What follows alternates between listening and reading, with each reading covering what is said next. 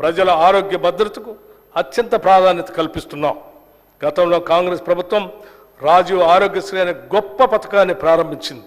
ఈ పథకాన్ని పెరిగిన వైద్య ఖర్చులకు అనుగుణంగా ప్రస్తుత అవసరాలు తగ్గట్టుగా మరింత విస్తృతపరిచి 10 లక్షల రూపాయల వరకు ఉచిత వైద్యం పొందేలాగా ఇప్పటికే ప్రారంభించాం.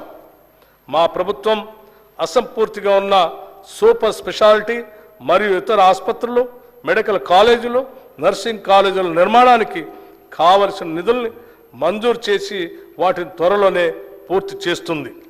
హైదరాబాదులో వైద్య సేవలు విస్తృతపరిచేందుకు వీలుగా నిమ్స్ వైద్యశాల విస్తరణను పూర్తి చేసేందుకు తగిన నిధులు కేటాయిస్తాం.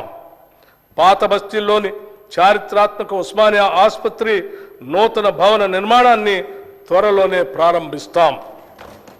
ప్రకటనలకే పరిమితి అయిన వైద్య రంగంలోని సిబ్బంది నియామకాలను తగిన కాల పరిమితితో పూర్తి చేస్తాం.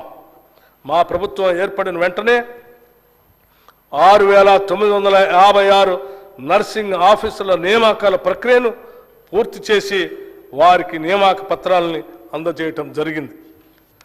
ప్రభుత్వ వైద్యశాలలను మరింత పటిష్టపరిచి విద్యా నిర్వహణకు కావలసిన నిధుల్ని మంజూరు చేస్తాం. నూతన వైద్య కళాశాలను అవసరమైన సిబ్బందిని మరియు వనరుల్ని సమకూరుస్తాం. వైద్య రంగానికి ఈ బడ్జెట్లో 11,500 కోట్ల రూపాయలు ప్రతిపాదిస్తున్నాం.